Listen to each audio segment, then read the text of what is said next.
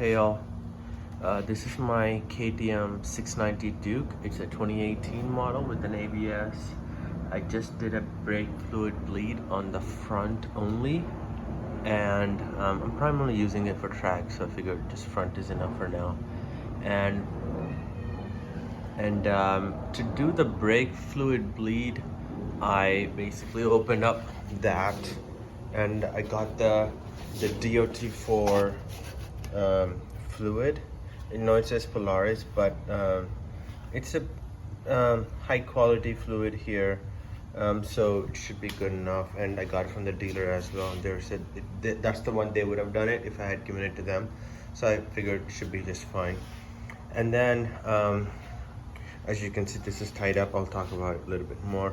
This is after watching a bunch of videos on YouTube, and kind of figured this is the best approach to do it, and it worked out great for me. There were absolutely no leaks. I did a test after that, at least 10 miles. It came out really good. So this is what I did. First, I opened that up, right? I mean, at least the bolts, and I checked the amount of fluid that's in there, and then I used this Motion Pro 8mm socket, and it comes with this pipe hose, right, that's attached to it. So I saw this on, I think it was on a either Motorcyclist or Revzilla's, where Ari Henning did the video on how to brake bleed your brakes, and he used the Motion Pro and he talked about it. And using that video, I figured I'll get this. 28 bucks. When I bought the hose and the 8mm wrench at O'Reilly, came out at the same price, so I figured I might as well just buy this one and give it a try, and it came out really good, no leaks at all.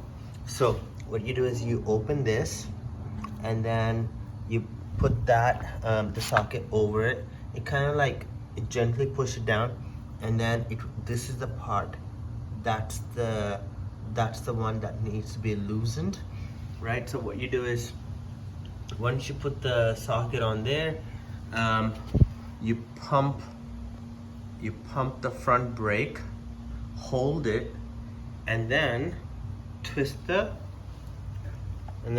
this socket to loosen that, and you will see the fluid come through from the front brake when you do that. And don't let go of the front brake until you tighten it back up again. Otherwise, air is gonna go back up, right? I'm sure if you watch other videos, they explain it much better. So use that, and then and what I did is, again, I used Ari Henning's video where he showed it with a bottle. He cut a little hole in the bottle. You know what, I'll put a link to that in this video, because I think that was the most helpful for me, because I used exactly the same.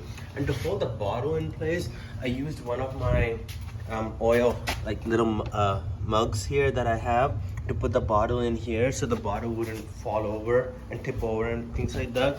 And the rest is gravity helps.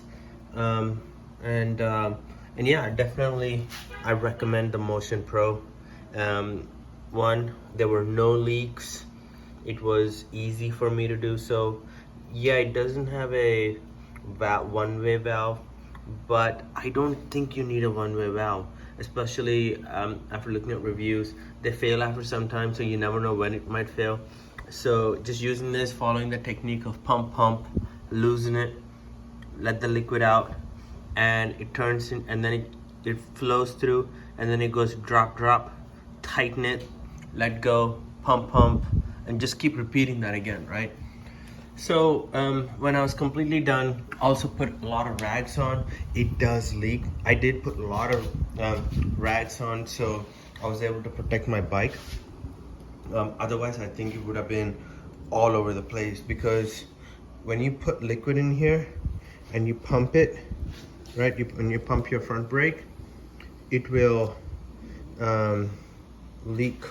You see that? It will leak from here, and it will go down that way, and it will drop from down there, and then most probably it's gonna end up on this beautiful orange, KTM's orange, beautiful paint. And you don't want to get all of that messed up and corroded. So I put rags all over here, all over here, right under here, and all of this was protected. And I put rags all over here as well. And then I also put a rag on the brake here, where there's a slot right underneath it. So I use this kind of to hold the rag there, and I just put the rag over there, so all of this is protected just in case if there's any leak that comes out from the motion probe.